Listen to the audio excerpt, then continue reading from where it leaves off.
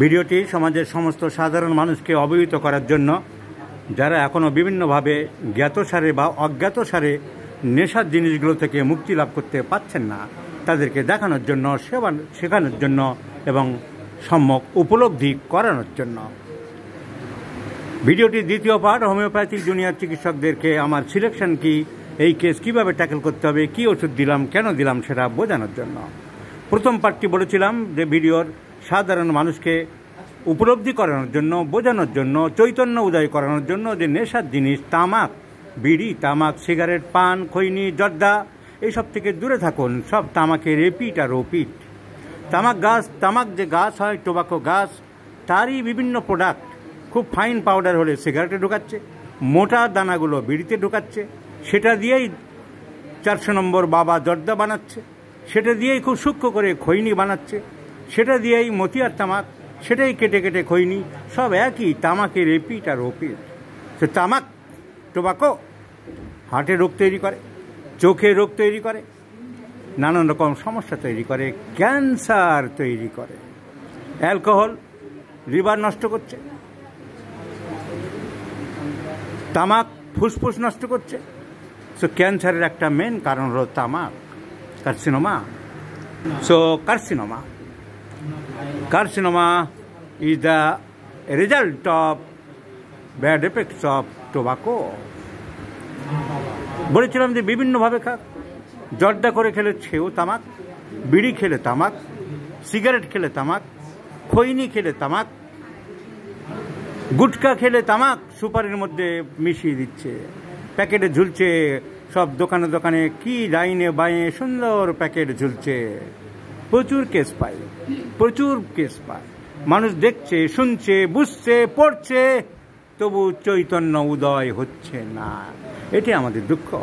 Being the respective persons of the society, being the physicians of the society, we should not treat the patient only, but our duty to preserve the health of the society. We are the preserver of health in the society. সমাজের সাধারণ মানুষদের স্বাস্থ্য রক্ষা করার একটা দায়িত্ব এবং নৈতিক কর্তব্য আমাদের উপরে বর্তায়। তাই এই ভিডিওগুলো থেকে আমি বারবার সবাইকে সাবধান করে দিই। সামনে যে ভদ্রমহিলাকে দেখাতে চাইছি, এনার বয়স মাত্র 48। এই ওনার ছেলে। তুমি কি করো? পড়াশোনা করে ছেলেটি। He has been suffering from mouth ulcer. এত খারাপ আলসার, এত বিভৎস দেখতে, যেটা আমি দেখানো সম্ভব না। সাধারণ মানুষ দেখলে ভয়ে আঁতকে উঠবে, আর ফেসবুক কোম্পানি অ্যালাউ করবে না। তো এইরকম বিভৎস আলসার তৈরি হয়েছে। তারপরে যদি সঙ্গে সঙ্গে হতো, সবে আরম্ভ হচ্ছে তখন যদি চিকিৎসা করতো, তাও এরা চিকিৎসা করবে না। এরা কি করবে? নান্টুর মা ওই বলেছে, ঝন্টুর বাবা ওই বলেছে, ওইখানে ওই থানের মাটি দিতে হবে। বেশিরভাগ লোক, ইনি করেছেন বলছি না, বেশিরভাগ লোক এইসব করে। ওইখানে দিয়েছে, মাদুলি পাওয়া যাচ্ছে, ওইখানে ওই হাতুড়ে নদু ডাক্তার ভালো ওষুধ দিচ্ছে। এইসব করে করে মানুষ আরও প্রথম দিকে ঠিক মতন ভালো হোমিওপ্যাথিক চিকিৎসকের কাছে গেলে বা ভালো অ্যালোপ্যাথিক চিকিৎসকের কাছে গেলে যে রোগটা অঙ্কুরে বিনাশ হতে পারত, তার হয় না। সকালবেলা ভোরবেলা একদিন, বহুদিন আগে আমি দেখছিলাম পাড়ায় একটা লোক ঘুরে বেড়াচ্ছে। পাড়ায় একটা লোক ঘুরছে চোরের মতন। জিজ্ঞাসা করলাম, কি ভাই সকালবেলা ভোরবেলা? মানে নদুর মা কোন বাড়িটা? নদীদের বাড়ি। কেন নদীদের বাড়ি কি দরকার? না, ওয়ার্সের আংটি দেয়, স্বপ্ন প্রদত্ত আংটি, সেইটা নিতে এসেছি। আমার তো রোজ মলত্যাগ করার সময় কলকল করে রক্ত বেরোয়, তা নদুর মা শুনেছি আংটি দেয়, স্বপ্ন প্রদত্ত আংটি নিতে এসেছি। মানুষের এই শিক্ষার অভাব, এই সচেতনতার অভাব, এই জ্ঞানের অভাব এখনও আমাদের দেশে সর্বত্র ছড়িয়ে আছে। রক্ত পড়ছে কোথা থেকে? মলদার থেকে। কেন? শক্ত পায়খানা হতো, মলদারের শিরা ছিঁড়ে গেছে, তার ওষুধ কে দেবে? গলির মধ্যে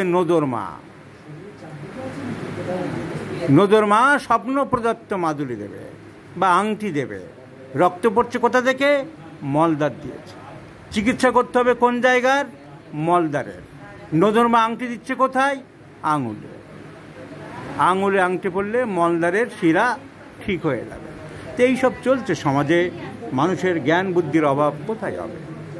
আর শিক্ষিত মানুষেরা যারা এমএসসি করছে, পিএইচডি করছে, তারা যদি এখন তৃতীয় চক্ষু করার জন্য অনুষ্ঠান করে বেড়ায়, তাহলে আর সাধারণ মানুষের দোষ কোথায়? যারা এইসব অ্যানাটমি লিখছে, ফিজিওলজি লিখছে, প্যাথোলজি লিখছে, যারা ব্যাকটেরিয়া নিয়ে কালচার করছে, তারা দেখা যাচ্ছে তাদের ছেলের তৃতীয় চক্ষু, আলাদা নয়ন, উপনয়নের জন্য অনুষ্ঠান করছে এই বিংশ শতাব্দীর যুগে। তাহলে সাধারণ মানুষেরা দোষটা কোথায়? যাই হোক, এই ভদ্রমহিলাকে এবার দ্বিতীয় পার্টে চলে আসি। হোমিওপ্যাথিক ডাক্তার হিসেবে, একজন হোমিওপ্যাথিক ফিজিশিয়ান হিসেবে কী মেডিসিন আমি সিলেকশন করতে পারি? ব্যথা যন্ত্রণা থাকবে এই রোগে, ওনার ব্যথা যন্ত্রণা আছে। This is a diagnosed case of differentiated squamous cell carcinoma, differentiated squamous cell carcinoma, pain aggravates at night, relieve by hot application. ব্যথা রাতের দিকে বাড়ে। তোমার ব্যথা কখন বাড়ে? রাতের দিকে বাড়ে। এবং রিলিভ বাই হট অ্যাপ্লিকেশান, মুখ দিয়ে প্রচুর পরিমাণে লালা বেরোয়, there is profuse salivation, pain aggravates at night and the destructive ulcer. So medicine is mercurius solubilis. So the selection of medicine is mercurius solubilis. I have given mercurius solubilis in 50 millisiemens scale of potency thrice in a day, morning, noon and evening. Potency jumping from 1, 2, 3, 4, 5, one after another in the consecutive way. And let's see the result, my friends. I shall share you after 2 months whatever the position will comes. তোমাকে অসংখ্য ধন্যবাদ। তোমার মায়ের কেসটা আরোগ্যের জন্য আমরা যত সম্ভব চেষ্টা করব। কেসটা তোমাদের এবং তোমার মায়ের পারমিশন নিয়ে আমি গ্রহণ করলাম জুনিয়র ডাক্তারদের শেখানোর জন্য। আর এই সমস্ত নেশা, খৈনি দিয়ে দাঁত মাজা, এসব যেন আর কেউ না করে, সাধারণ মানুষকে এই বার্তা দেওয়ার জন্য। আপনি কোনো বইয়ে পড়েননি যে খৈনি দিয়ে দাঁত মাজতে হবে, আপনি কোথাও কোনো ডাক্তারও বলেনি, আপনি নিজের ইচ্ছা মতন করে আজ এই সর্বনাশের পথে এগিয়ে গেছেন। কাজটা ভুল করেছেন কি না, এই ভুল যাতে আর কেউ না করে সেই ব্যাপারে আমাদের সতর্ক দৃষ্টি রাখতে হচ্ছে।